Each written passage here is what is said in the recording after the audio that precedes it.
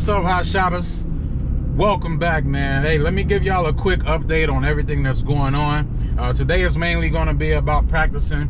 I got a couple other videos in here that I'm gonna put in there about me practicing with the trailer. Again, I'm a newbie, so really pulling and towing that 40-foot trailer, because it's a 35+5 with mega ramps. Towing that is not the easiest thing, and with me never doing it, of course I need to get used to it before I take the skills test. And you know, I do it by myself, unfortunately, and I'm not advising anybody to do this by themselves, because yes, I do have my permit, I passed my computer test, but I actually don't have my CDLs yet, and that's of course why I'm practicing, so that I could pass the skills test. And a lot of the skills test is actually driving, towing the trailer. Of course, you have your pre-trip and all of that type of stuff, but I'm not technically supposed to be driving with the trailer unless I have someone with a CDL in with me.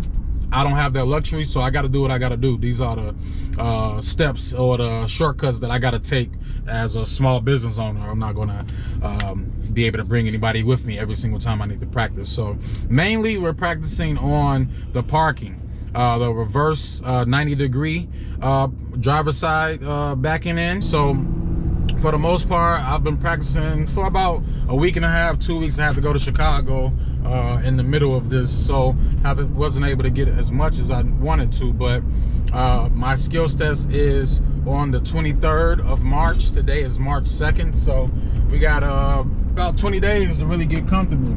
And I'm okay. I'm not scared. If I had to take the test today, I wouldn't be ready, because I don't fully got the pre-trip down.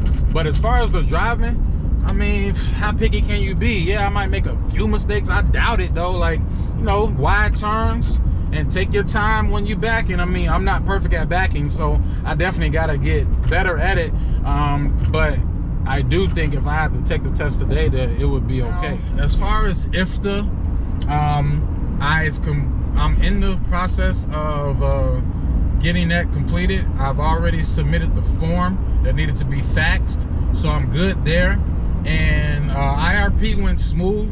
I always hear about how these things can take so long, and one thing I can say about the IRP office is that when I first went there, which was a Wednesday, she told me everything was good, all of my paperwork was good. The only thing that I had to get done in order to be able to move forward is one, I had to show up as a member on my LLC on the Secretary of State website, and I was able to do that by just simply doing my annual report, because I hadn't did one for 2021. I started my LLC, as you all know, back in 2020, but of course we're just starting business up now.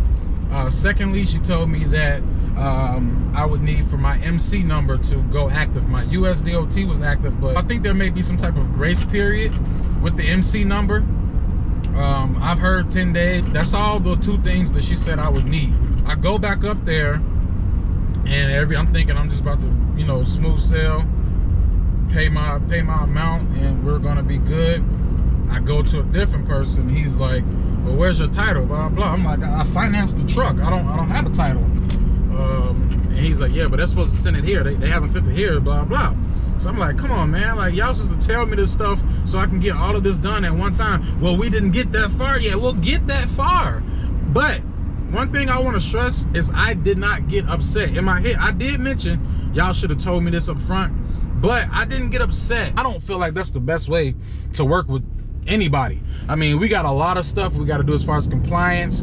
We have to rely, even though you're a business owner, you're relying on a lot of people to basically help you get this stuff done. There's going to be a lot of service people that you work with that you're going to need their help. You're going to need them. They're going to have to do you a favor. They may be time for lunch. Just, I don't think the best way of handling your business is by getting an attitude, even when you can. Like, what is that going to do? You know? So anyway, I called a lady. She said, okay, we're going to overnight it. It'll be there Monday. So I get there Monday.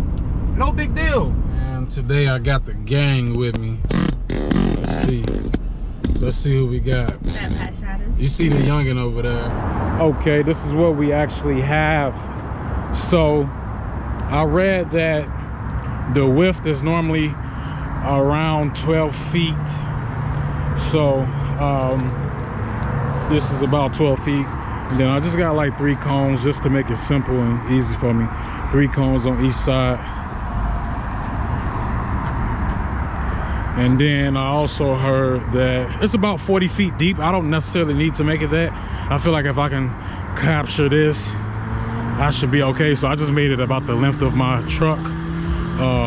But I did want to simulate the 70 feet. So this is about 70 feet. I'm sure I'm not 100% on, but it's about 70 feet out. This is considered the out of bounds line.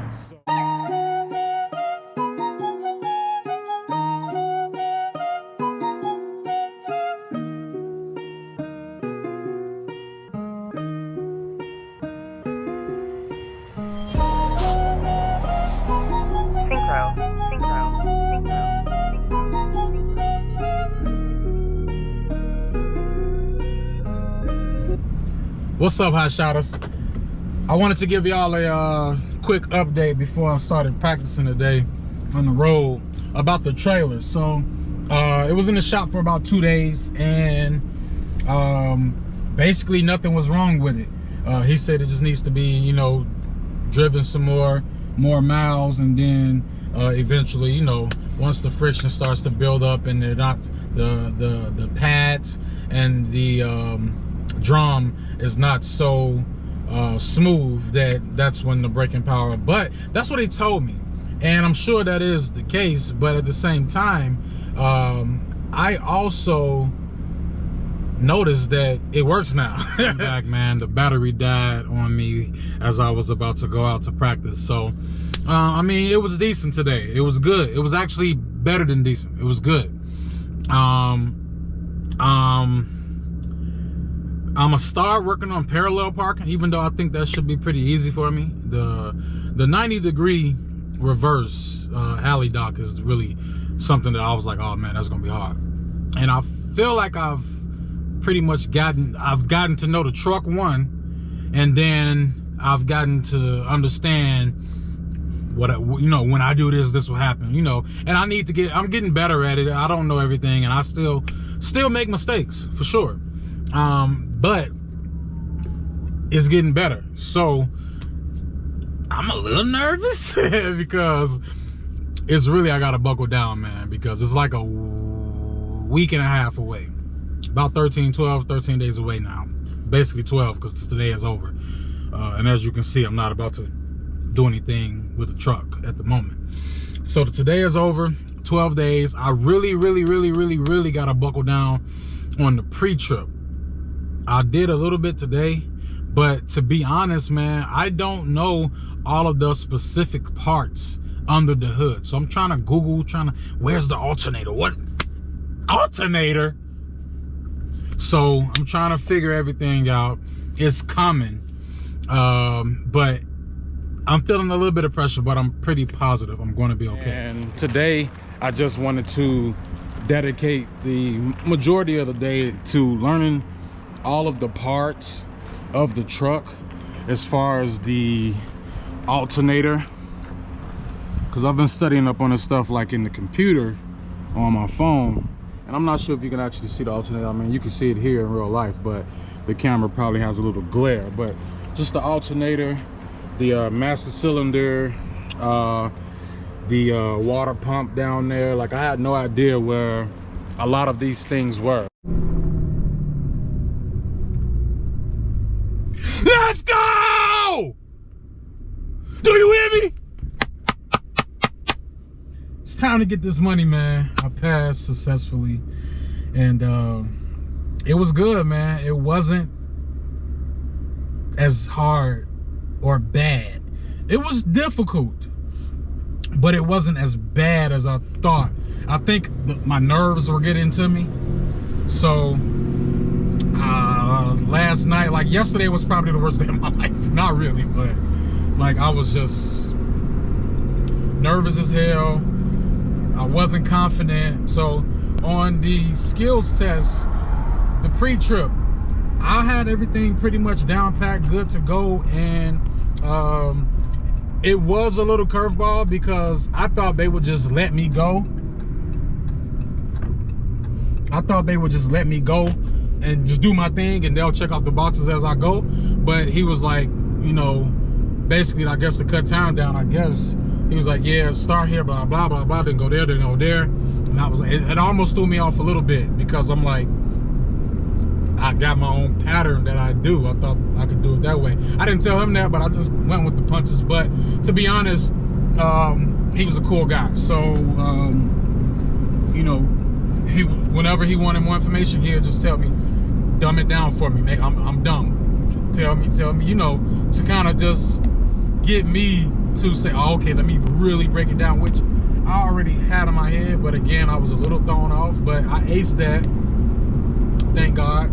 And then the parking maneuvers. The parking maneuvers that we did were straight backing and then offset backing, offset to the right side, ace both of those. And he even said, and this is a key thing for hotshot drivers, no one never said this in a YouTube, or maybe I just didn't hear it, or maybe no one's making these type of videos for newbies who are literally just beginning and just hopping in. But when we got to the 90-degree alley dock, you know, he was explaining, I did it, and I did 3 pull-ups.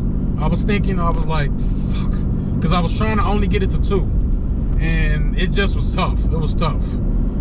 So I ended up only using 3, and when I got out and completed it, he was like, to be honest, man, I didn't think you were gonna do it. I told my colleague that I didn't think you were gonna be able to get it in there, simply because most people with these type of gooseneck trailers, especially with the mega ramps, we got an extra 10 feet that's, you know, behind our tire. So getting that, you know, getting it in there is not an easy thing to do. And he was like, most people fail this, I'm not gonna lie. So he was like, good job. Whoever would have thought my first load, this ain't my first load, but the first thing to be strapped on my trailer would be these tires. I mean, to be honest, I didn't think it all the way through. I just need to get these new tires. They're 14 ply. So some are asking probably, why are you getting new tires and you have a brand new trailer? I'm gonna keep these tires. They're 10 ply, but just for anyone who doesn't know, I probably said a lot, you get a lot of blowouts in this business, and the more the ply, the heavier duty, if that makes any sense. So the more ply is better, because these are 14 ply and the ones that come on is 10 ply. So I mean, there's still going to be blowouts, but these are just basically better tires. All right, and we are all good.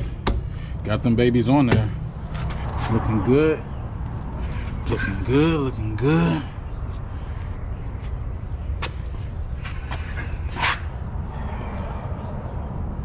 Yep. Got enough oil in the hubs.